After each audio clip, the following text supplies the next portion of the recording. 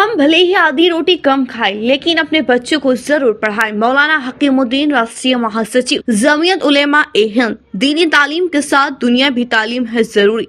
मौलाना हकीमुद्दीन, राष्ट्रीय महासचिव जमीयत उलेमा ए हिंद ने कहा, शिक्षा जागरूकता के संबंध में जमीयत उलेमा जिला मुजफ्फरनगर की एक बैठक मदरसा महमूदिया सरवट में आयोजित की गई, जिसका अध्यक्षता जिलाध्यक्ष मुफ्ती बिंतिया मिन साहब, संचालन जिला महासचिव कारी जाकिर हुसैन कासमी ने किया। मुख्य अतिथि जमीयत उलमा हिंद के राष्ट्रीय महासचिव हजरत मौलाना हकीमुद्दीन कासमी व जमीयत उलमा शिक्षा बोर्ड के राष्ट्रीय महासचिव हजरत मुफ्ती सलमान साहब मंसूर उस्ताद हदीस देवबंद। मीटिंग में शिक्षा के संबंध में विस्तार से चर्चा की गई। वक्ताओं ने शिक्षा की अहमियत को समझते हुए कहा, बिना शिक्षा के किसी भी समाज का पूर्ण विकास संभव नहीं है। अशिक्षित व्यक्ति समाज में जीवन भर एहसास एवं कमतरी के साथ जीता है। उन्होंने मुस्लिम समाज से आह्वान किया है कि अभिभावक अपने प्रत्येक बच्चे और बच्ची को शिक्षित करने का प्रण करे। उसके लिए अपनी आर्थिक स्थिति के मुताबिक गैर जरूरी कामों में होने वाले खर्च को नियंत्रित कर उस धन को अपने बच्चे और बच्चियों की शिक्षा पर खर्च करें।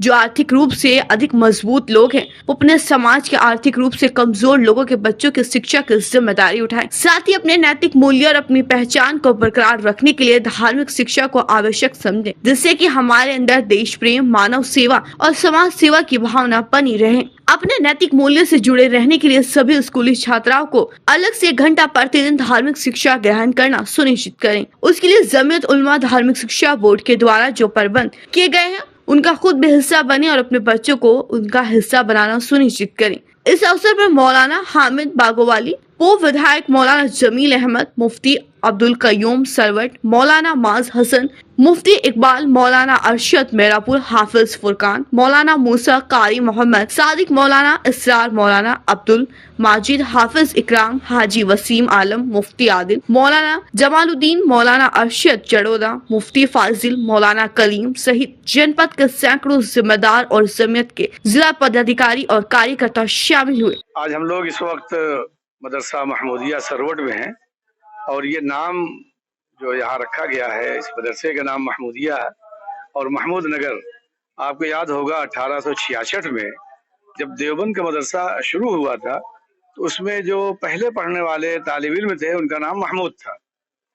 और हिंदुस्तान की आज़ादी के लिए माल्टा की जेल में 3 साल 7 माह 1916 से 1919 तक रहे, माल्टा के जजीरे में। तो उनकी एक कोशिश और फिक्र थी, जिसकी बुनियाद उन्होंने अलीगढ़ में जामिया मिल्लिया के रखी थी।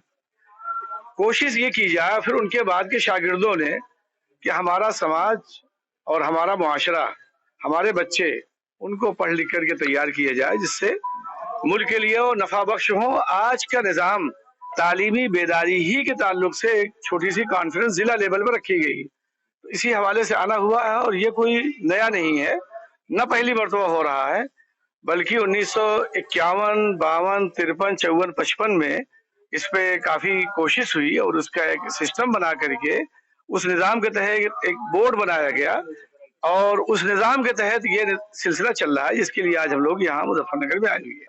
नहीं, इसका उससे कोई लेना देना नहीं। वो एक नोटिस थी, उस पर जमीयत उलमा खड़ी हुई, यहाँ कारी जाकिर साहब हमारे यहाँ मौजूद हैं, लोगों ने मुलाकात की।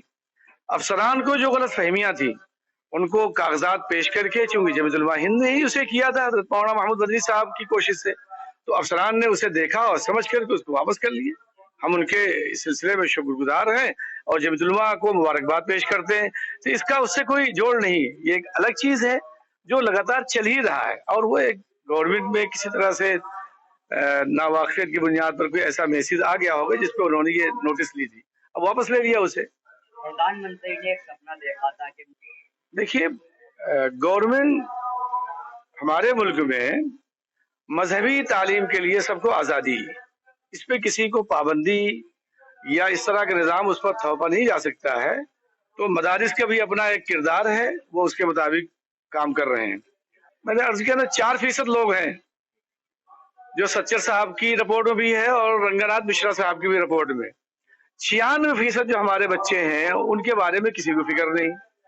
और 4% बच्चे जिनको हम लोग मदारिस के लोग मेहनत करके, कोशिश करके, गवर्नमेंट के बोझ को हल्का करके, गवर्नमेंट को तो शुक्रगुजार होना चाहिए और चीज आए कि उन पे मेहनत होती जो लोग कहीं नहीं जा रहे हैं, تو جن پہ کام ہو رہا ہے ان کی طرف ان کی بھی فکر ہے. میں آپ کے مادھیم سے دونوں کا شکریہ ادا کرنا چاہتا ہوں اور یہ کہنا چاہتا ہوں کہ ایسے بچے جو کہیں نہیں ہیں، 96% نہ پڑھ رہے ہیں یا جو پڑھنے جا رہے ہیں، تو ان کی طرف پوری توجہ دی جائے تاکہ دنیا میں جس تعلیم کی ضرورت ہے وہ ہر اعتبار سے تیار ہوں اور ہائی ایجوکیشن میں اتریں.